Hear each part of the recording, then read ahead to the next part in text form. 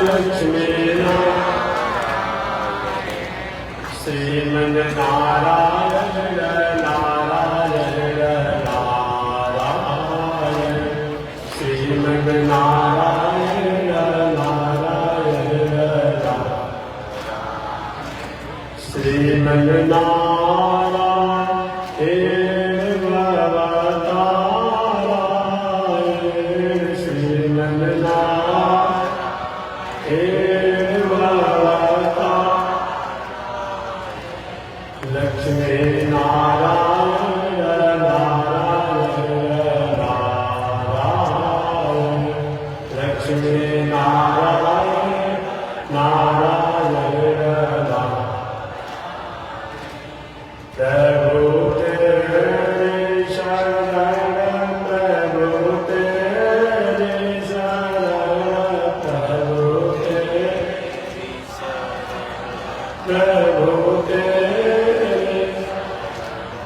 राम जी तेरी शरण श्याम जी तेरी शरण राम जी तेरी शरण श्याम जी तेरी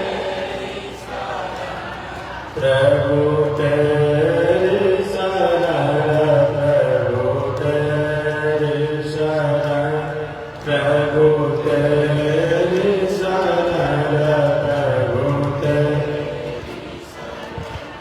श्री राम रे बलराम रे श्री राम रे बलराम बलराम रे बलभद्र रे बलराम रे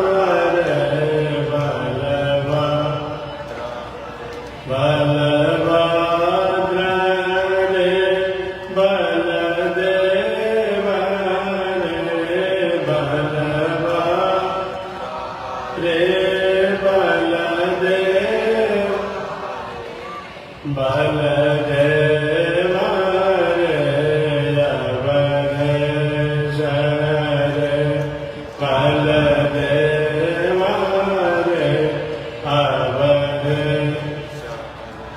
अवधेश रे अयोध्यानाथ रे अवधेश रे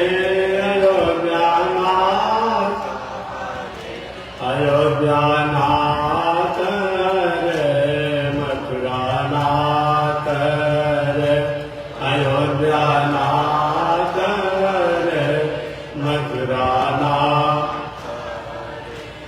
श्रीमन नारायण नारायण नारायण श्रीमन नारायण नारायण लक्ष्मी नारायण नारायण नारायण लक्ष्मी नारायण नारायण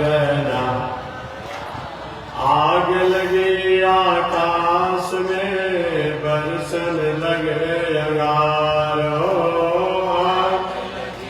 आकाश में बरसन संत नहीं होते जग में तो जल भरता संसार हो संत नहीं होते जग में तो जल भरता संसार श्रीमन नारायण नारायण नारायण लक्ष्मी नारायण नारायण बोले श्री लक्ष्मी नारायण भगवान की भास्कर भगवान श्री रामानुजाचार्य स्वामी महाराज की विश्ववंदनाचार्य श्री त्रिदंडी स्वामी जी महाराज की हरि ओम शांति शांति शांति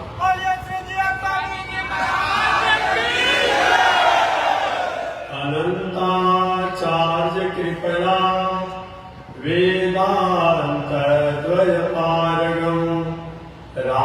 कृष्णामिषजभक्तं विश्वक्सेन मुनिं भजे कासायमयज्ञसूत्रं शुचिवपुषितथा सौर्वपुण्ड्रं च भारे यस्यास्ते दक्षहस्ते कलिकुमतिगिरीन्द्रेन्द्रवज्रं त्रिदण्डं संसाराग्निप्रशान्त्यै घृतजलममलं दानपात्रं पवित्रं श्रीविश्वक्सेनसूरेण पदकमलयुगं श्रेयसे संश्रयामि लक्ष्मीनाथसमारम्भां नाथयामुनिमध्यमाम् अस्मदाचार्यपर्यन्तां वन्दे गुरुपरम्परां नारायणाय विद्महे वासुदेवाय धीमहि तन्नो विष्णु प्रचोदयात् महालक्ष्मी वहाँ से का बात भाई देखो ना ठीक हो जाएगा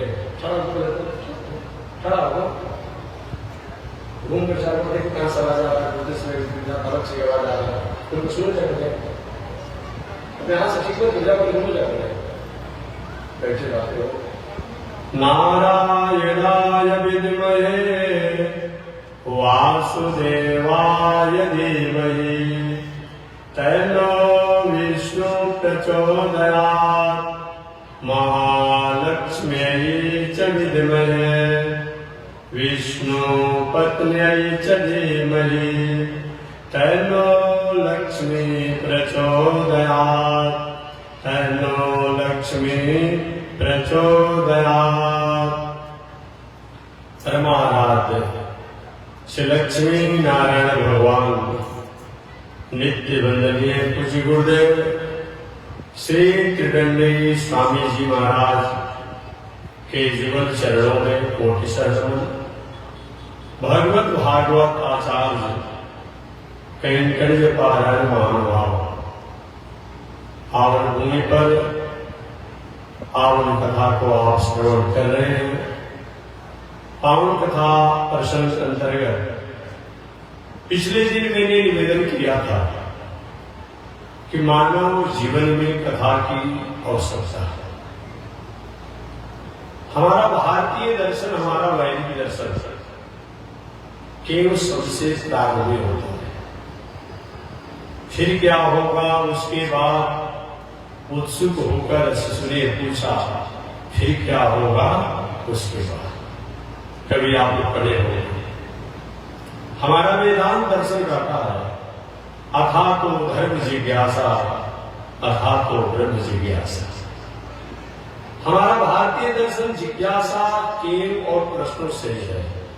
जिस दर्शन में केव नहीं, जिस दर्शन में जिज्ञासा नहीं, जिस दर्शन में संवाद नहीं, वह दर्शन नहीं है। दर्शन शब्द का अर्थ ही होता है दृश्यते प्रभासते ज्ञायते जायते इति दर्शन। जिनको जानने के बाद, जिनको देखने के बाद, जिनको समझने के बाद, जिनको सुनने के बाद हम कहां से आए हैं, क्यों आए हैं, किस लिए आए हैं, क्या करना है इत्यादि का प्रबोध हो, संदेश प्राप्त हो, वही दर्शन है।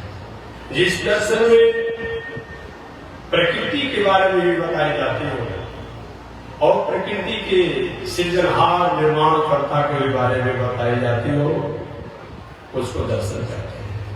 जिस दर्शन में ईश्वर को भी बताया जाता हो, इस दर्शन में जीव को भी बताया जाता हो, इस दर्शन में ईश्वर के नाम गुण लीला धाम का भी वर्णन किया गया हो, इस दर्शन में जीव के भी उपास का वर्णन किया गया हो, उसका नाम दर्शन है। जिस दर्शन में प्रकृति और समष्टि इन दोनों के गुणों को अनु प्रकृति और समष्टि के साथ क्या हमारा बर्ताव और व्यवहार होना चाहिए, इस पर निवेदन किया गया हो, उसका नाम दर्शन है। हमारा भारतीय दर्शन किसी एक व्यक्ति की बात नहीं करता है, किसी एक समष्टि की बात नहीं करता है, किसी एक परिपाटी की बात नहीं करता है, किसी एक प्राणी की बात नहीं करता है, बल्कि हम तो कहते हैं सर्वे भवन्तु सुखिनः सर्वे सन्तु निरामयाः। हम सबको सुखी और सबको आरोग्य की कामना करते हैं। और दर्शन में तो अपने की बात आती है, लेकिन हमारा दर्शन में सबके सुखी और सबके आरोग्य और सबको शांति और सबको धनी होने की बात करता है।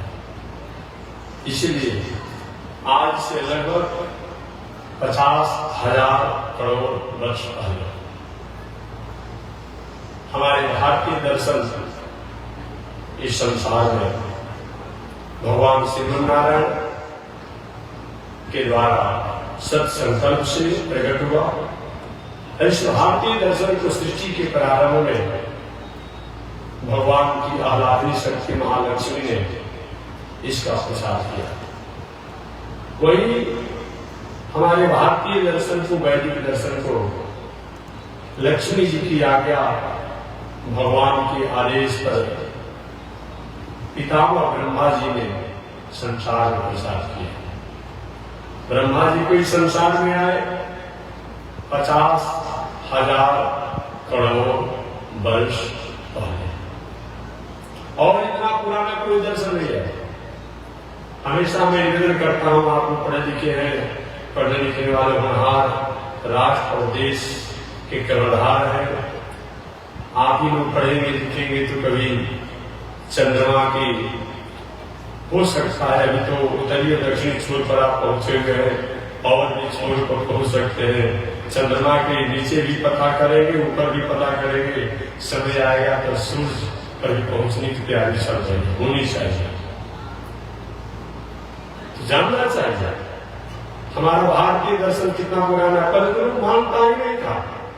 जब हमारे शास्त्रों में, महाभारत में, भागवत में, अन्य शास्त्रों में जब कथाएं आती थी कि चंद्रमा भी जैसा पृथ्वी है उसी प्रकार से वो भी एक है, लोग कहते नहीं, ये सब भारतीय दर्शन वाले जो है अपने बुद्धि को, बेकार को फंसाया है।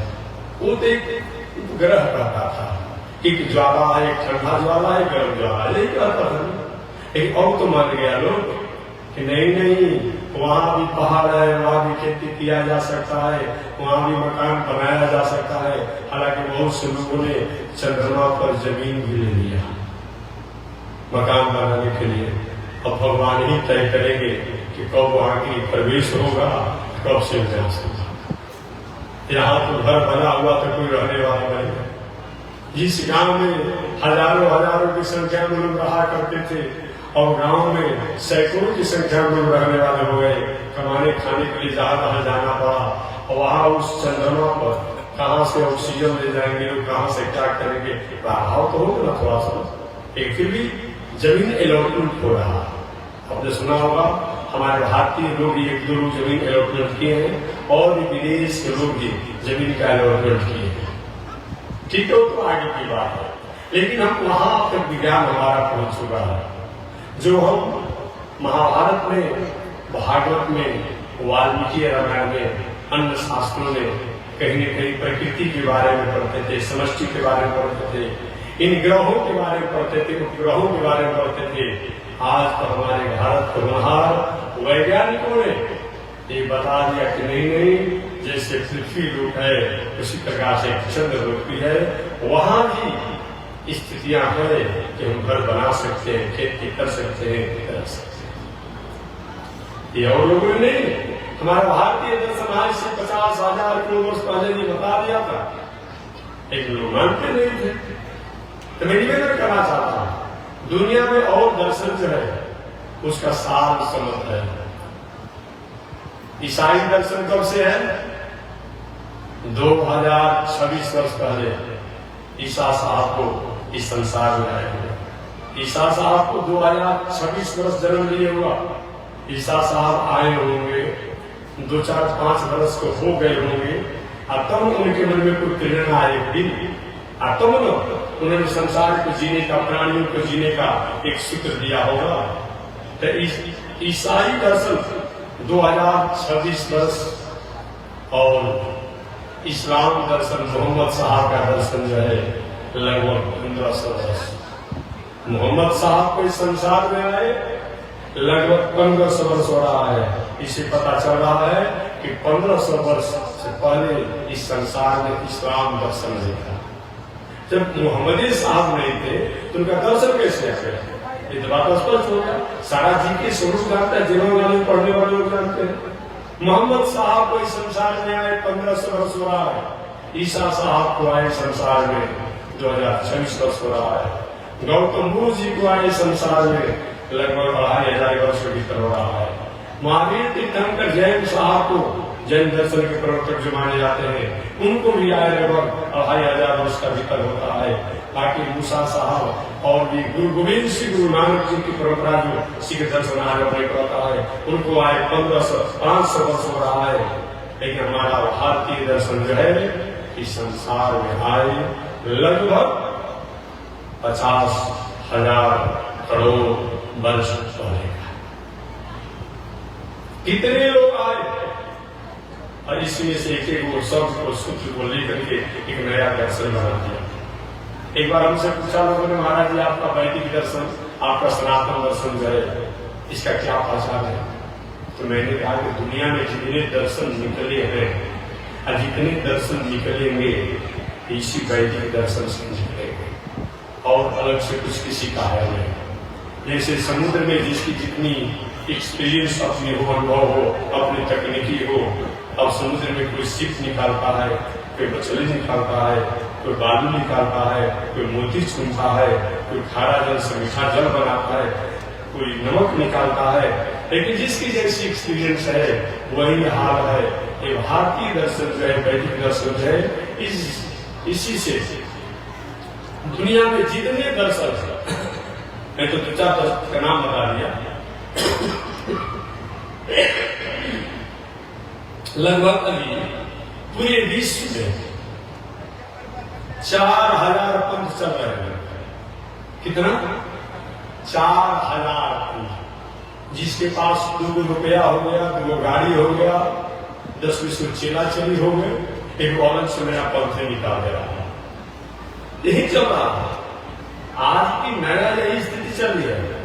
2-4 रुपया हो गया, 2-4 चेला चली हो गए, 2-4 गाड़ी घोड़ा हो गया, 2-4 पूजने वाले हो गए, वो अलग से नहीं एक समय वैदिक धर्म को नहीं मानता हूँ, मैं सनातन धर्म को नहीं मानता हूँ, अलग से नया पंथ निकाल दिया। अब देख रहे हैं ये हमारा कथन है, रोज नया नया निकल रहा है। जैसे कि बरसाती कटिंगा जन्म लेता है, अब बरसात समाप्त होते होते उनकी भी सत्ता समाप्त हो जाती है, ओलो हुए कहाँ तक चला जाता है। अब एक पकौड़ी खिलाने वाला महात्मा आया था ना, दर्शन कर देने वाला, समोसा खिला रहा कि समोसा खाएंगे तो करोड़पति बन जाएंगे, लेबर्टी के चप्पल पहनेंगे तो करोड़पति बन जाएंगे, रुमाल लेंगे तो हो जाएंगे। कहाँ चला गया जी? 2 वर्ष में न जाने कहाँ चला गया, पता नहीं चलता। कितने ऐसे दर्शन आए आते रहेंगे, क्योंकि इनकी कोई जो आगे है न पीछे है। एक दो शब्द वैदिक परंपरा से, सनातन परंपरा से चुरा करके समाज में बस हमारा विचार है। अरे आपका विचार जब होगा, जब अलग से अपना ग्रामर बनाएंगे, व्याकरण बनाएंगे, शब्द बनाएंगे, तो ना आपका अपना विचार होगा। क हमारा है, ABCD हमारा है, और आ हमारा है, और आप अलग से कहां से आपने बनाया? ये अंग्रेजी जो आप कहते हैं एंगल भाषा है, ये तमिल की भाषा है, इसीलिए ये सब हमारा पुराना परंपरा है। और इसी से लेकर एक दो शब्दों को कोई कहता है कि मेरा दर्शन है, इसलिए मैं कहता हूं हमारा भारतीय दर्शन आज का नहीं है, 50,000 करोड़ वर्ष पुराना है। आज से लगभग 6,000 वर्ष पहले महर्षि वेदव्यास जी इस संसार में, इतना पुराना और किसी का दर्शन भी नहीं है। हमारे व्यास जी को इस संसार में आए कितना दिन हुआ? 6,000 वर्ष हुआ। लगभग द्वापर युग समापन हो रहा था, कलयुग प्रारंभ हो रहा है। द्वापर युग समाप्त हो रहा था और कलयुग प्रारंभ होने वाला था। महर्षि वेदव्यास जी संसार में आए और व्यास जी ने जो पहले वेद, उपनिषद, इतिहास, पुराण, गीता, भागवत जितना है ये पहले भी थे, लेकिन सुनने और कहने के रूप में थे। जैसे हम कोई बात कह रहे कथा के रूप में आपने सुन लिया।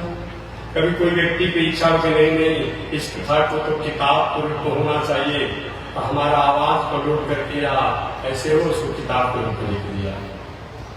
तो वेद, इतिहास, पुराण तो प्राचीन परंपरा से व्यास जी जब द्वापर युग के समापन और कलयुग के प्रारंभ में इस संसार में आ गए तो व्यास जी को आज्ञा हुआ कि व्यास जी कलयुग में लोगों की मेमोरी कमजोर हो जाएगी।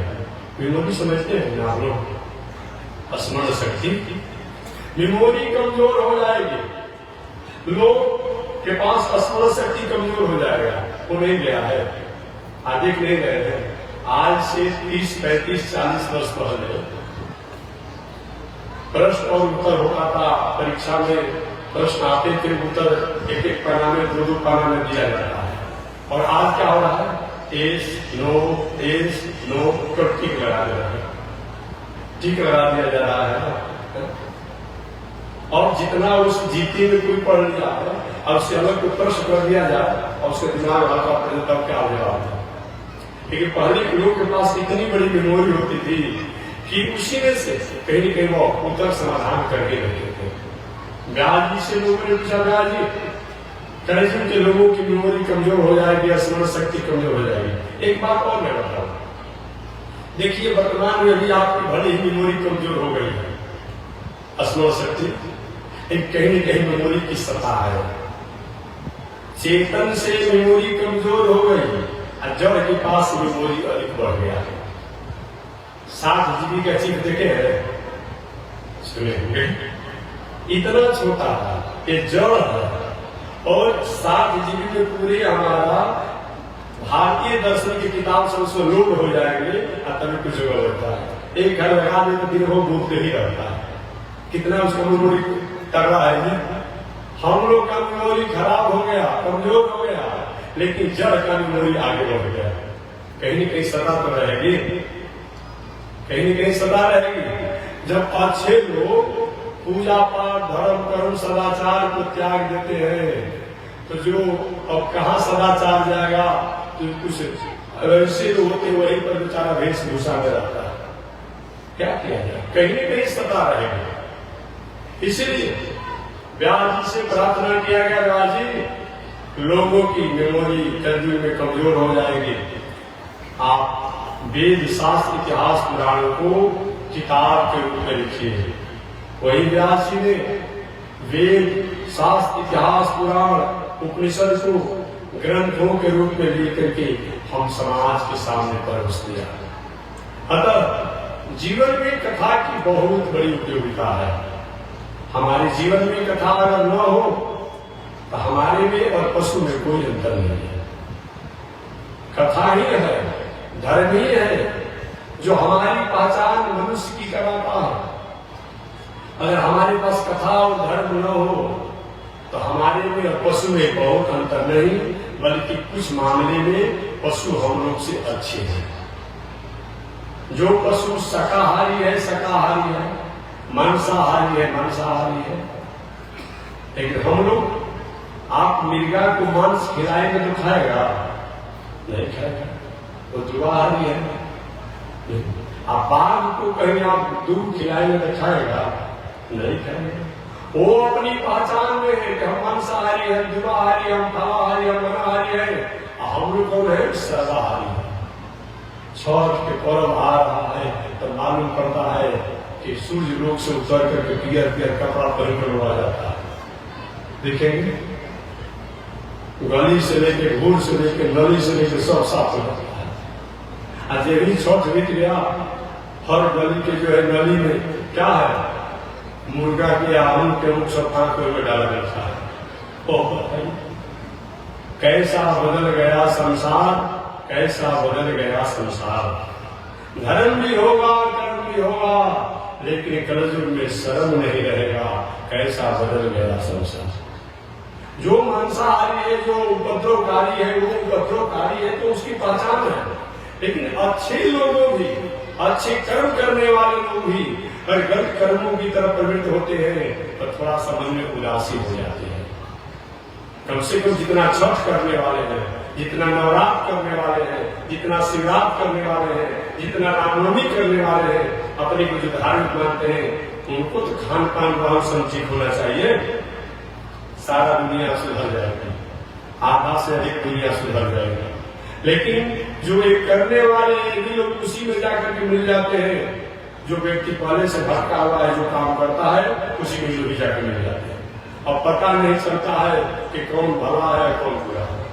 एक व्यवहारिक बात बता दूं, आज क्या स्थिति हो गई है।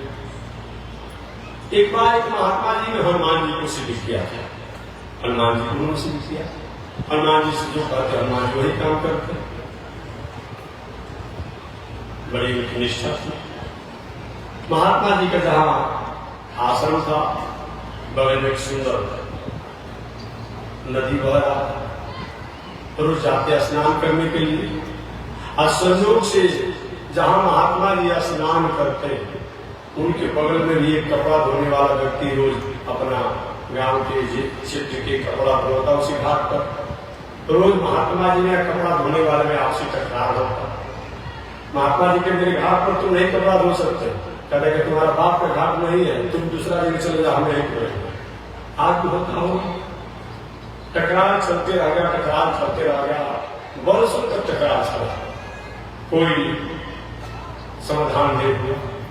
एक दिन आवत हो जाता है, आइए तो आइए, मैं आपको दिखा दूंगा, तो मैं आपको दिखा दूंगा।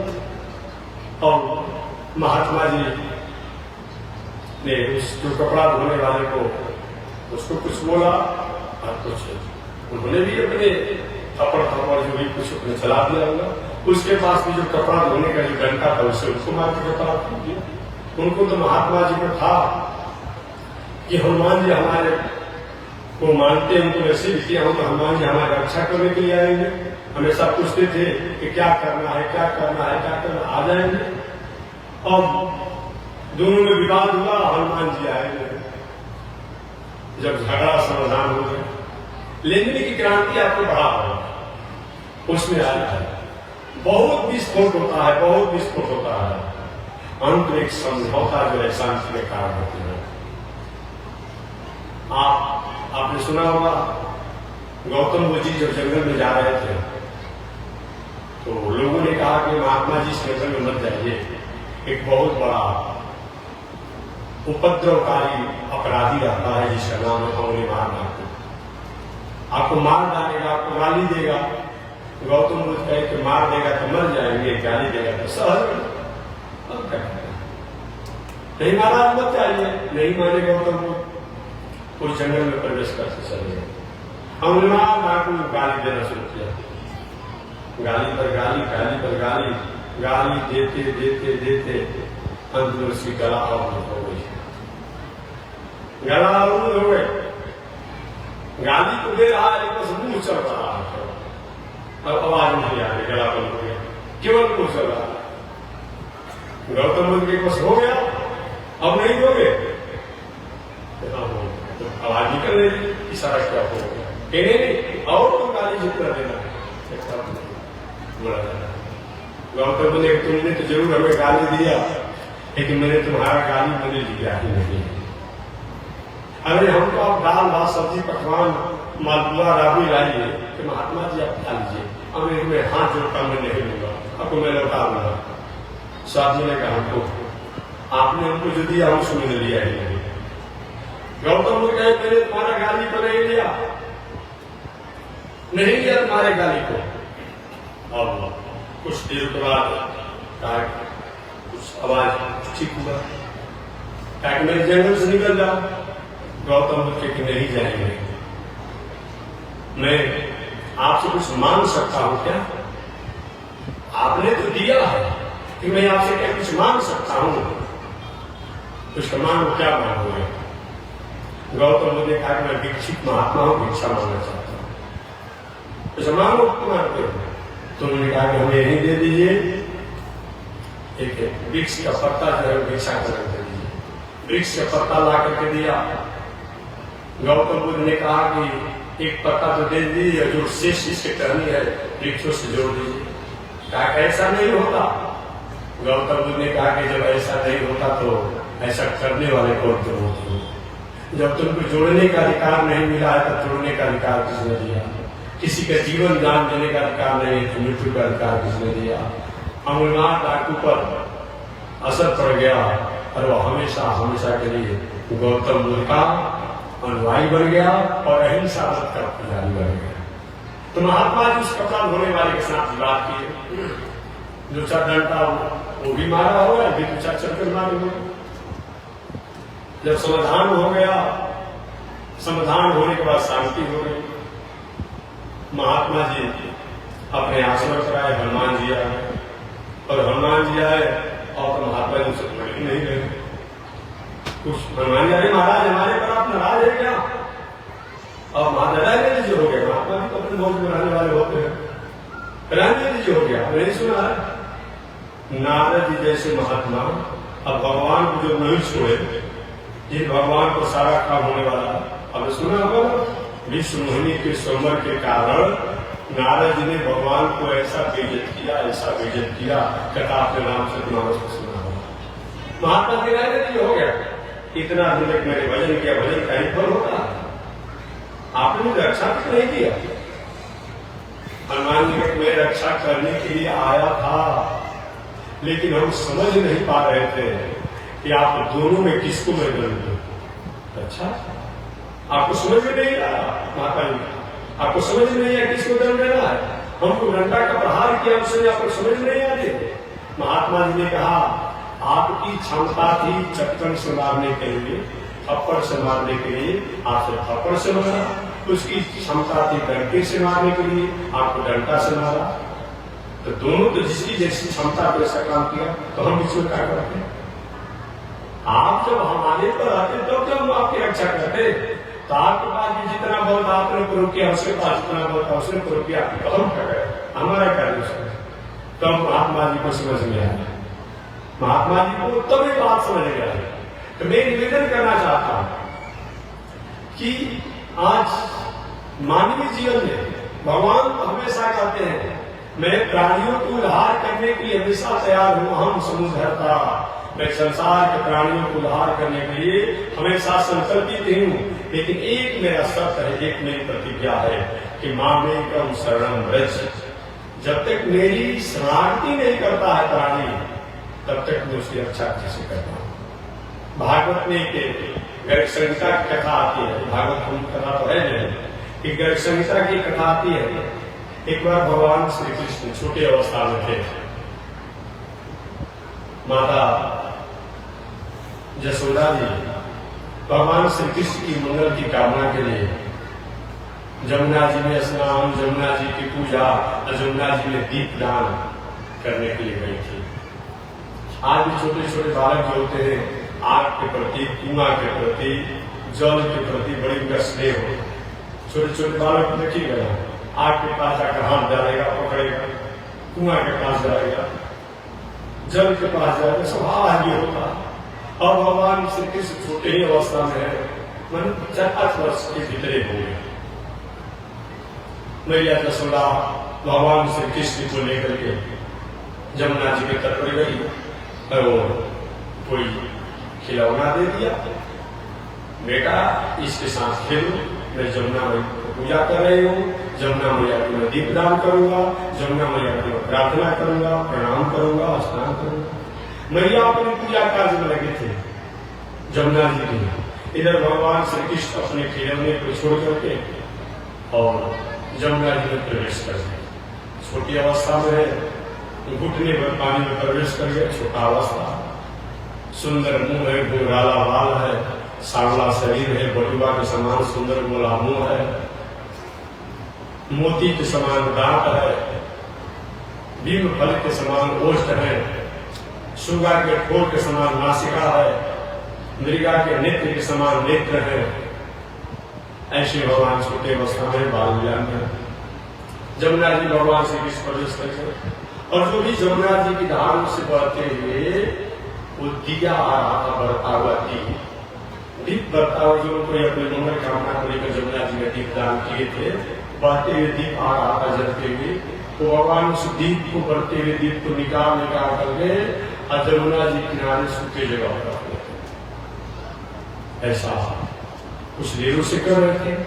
अचानक मैया जसोदा जी को दृष्टि गया, अरे ये लाला बहुत बड़ा उद्यमी है भाई, बहुत बड़ा चंचल है।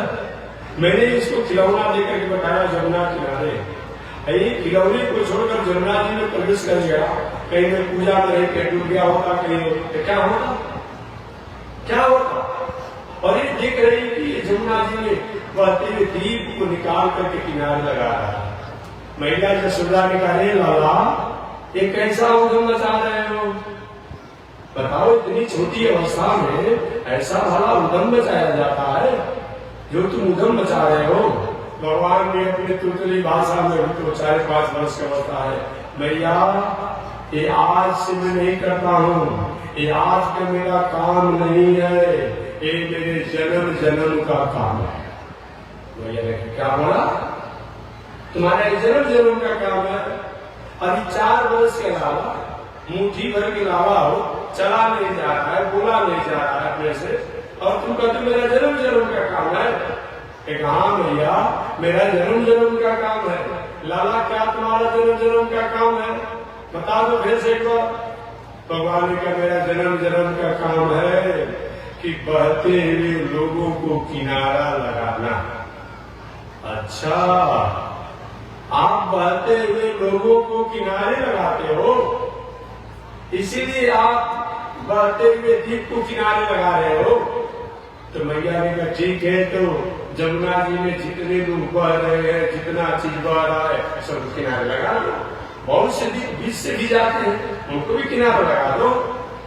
कुछ ही दीप को किनारा क्यों लगा रहे हो। तो छोटी अवस्था में छोटे मुंह से भगवान ने कहा, भैया मैं किनारा तो जरूर लगाता हूँ, लेकिन सबको मैं किनारा नहीं लगाता हूँ।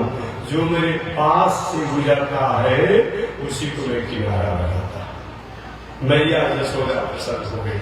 अच्छा लगा, नटखट बात बोला, यही भगवान की प्रतिज्ञा है। भगवान कहते हम समुद्धरता, मैं उद्धार करता हूँ। एक मामे बजे पर पद्यंते, मेरी जो समाप्ति करता है, मेरी जो पास से गुजरता है, मेरी जो नजदीक से गुजरता है, उसी की मैं रक्षा कर पाता हूँ। बाकी दुनिया बढ़ते रहे उसे कोई मतलब नहीं।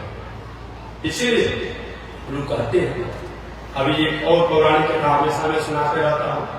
एक बार नारद जी दुनिया में घूमने लगे,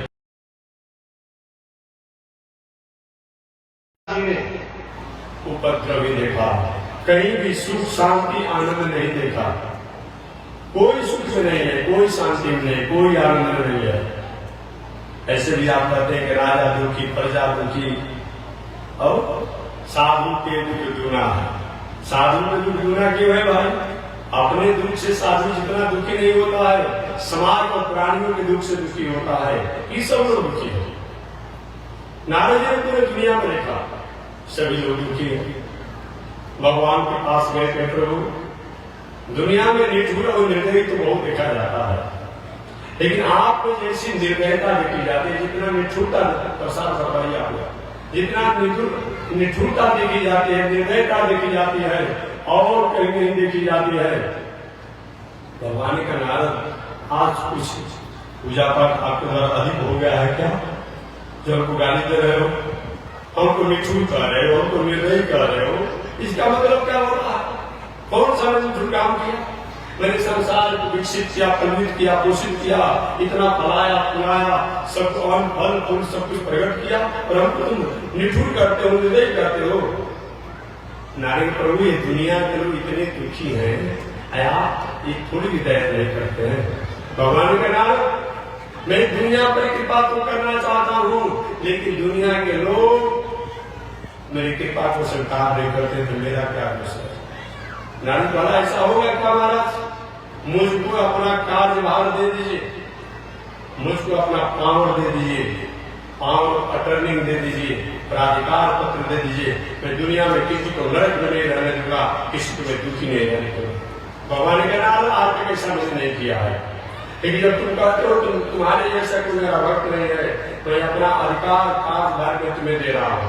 भगवान एक लेटर पर ठीक है, आज के बाद नारद द्वारा कोई भी कार्य किया जाएगा मेरा किया हुआ माना जाएगा। भगवान श्रीमन नारायण दस्तखत करके नारद जी दे दिए। अब नारद जी सोचे अब हमारा अधिकार मिल गया, अब जो चाहे वही करेंगे।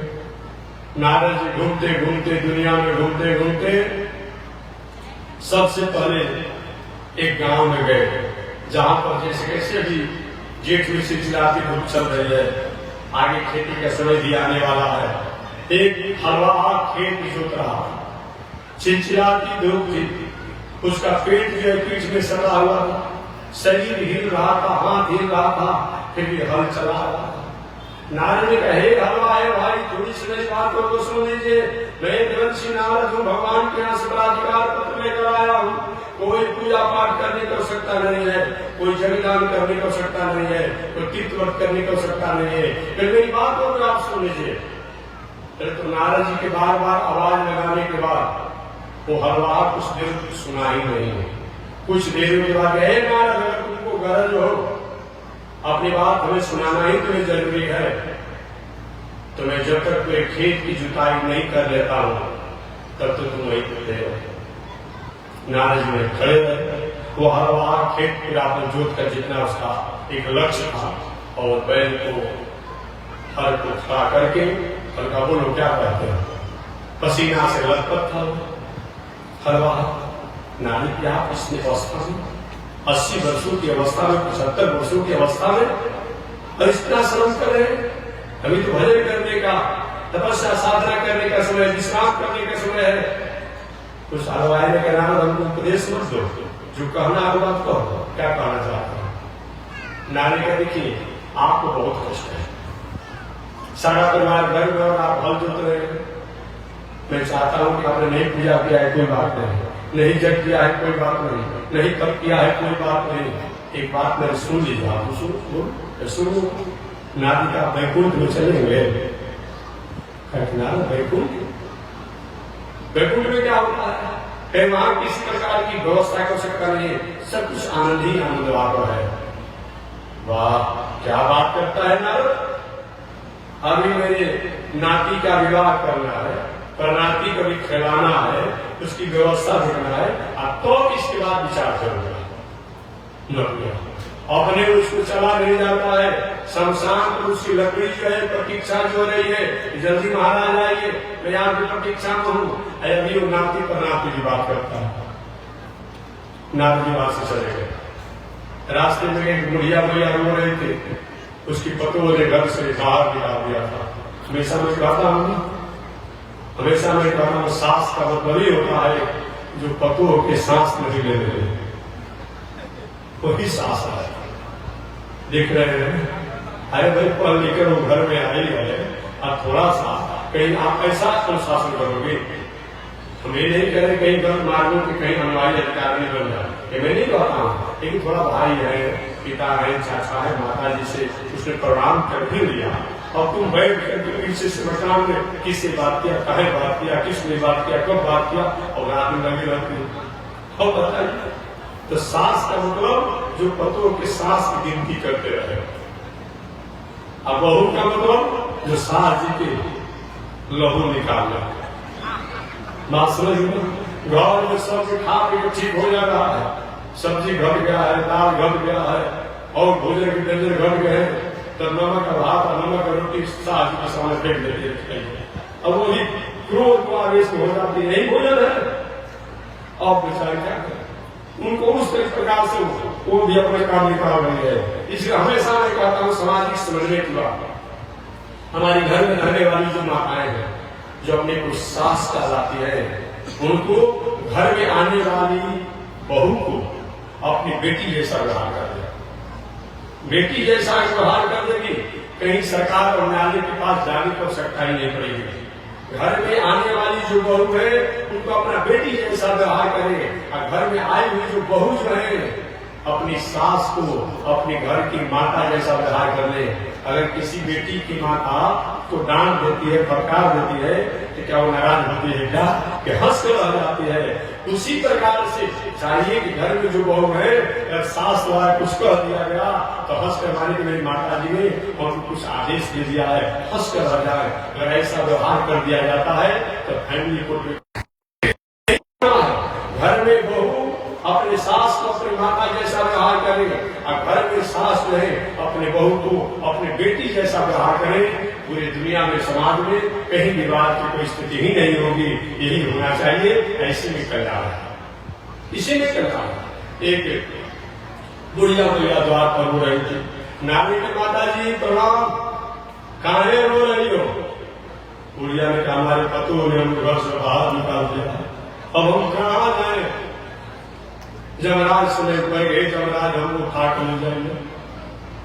मैं रो रही हूँ। नानी मेरी जमराज हो सकता नहीं माता जी, मैं सुन आपको उपाय बताता हूँ।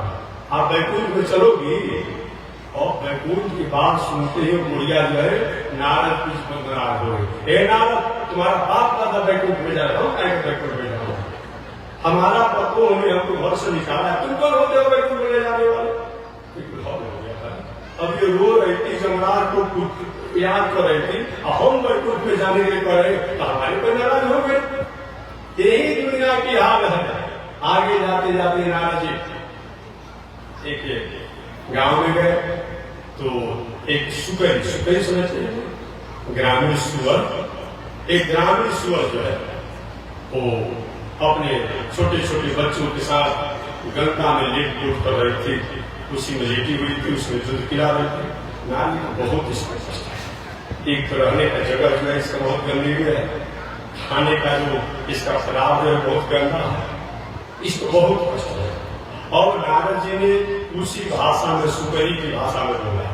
पहले ऐसा कोई बात कहा जाता था तो लोग शंका करते थे, ये सब साधु महात्माओं किसी तरह कपूर की बात है, अब भला मनुष्य कोई पशु पंछी की भाषा बोले। अरे मानस में आया है ना कि शंकर जी सब पंछी का रूप बना करके काक विष्णु जी और गुरु जी की जहाँ कथा हुई थी वो भी सुनने गए। लोग कहते कि भला ऐसा होगा क्या? और तो नहीं कहना चाहिए आपको, पता देख रहे हैं ना, अभी हम हिंदी में कथा कर रहे हैं, आपको अंग्रेजी में सुनना है। ऐसा मशीन आ गया है, आपने बटन को दबाया बस अंग्रेजी में सुनेगा। किसी की इच्छा नहीं, मैं तमिल भाषा में सुनूंगा, तमिल में सुनेगा, बंगाली भाषा में सुनेगा, आसामी भाषा में सुनेगा, उड़िया भाषा में सुनेगा। अब तो आप नहीं पढ़ सकते हैं। आज ऐसा मशीन का विज्ञान का चमत्कार हो गया है।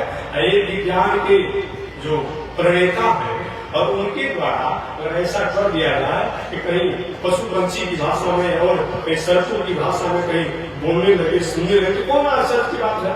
और तो आश्चर्य करने की कोई बात ही नहीं लग रही है।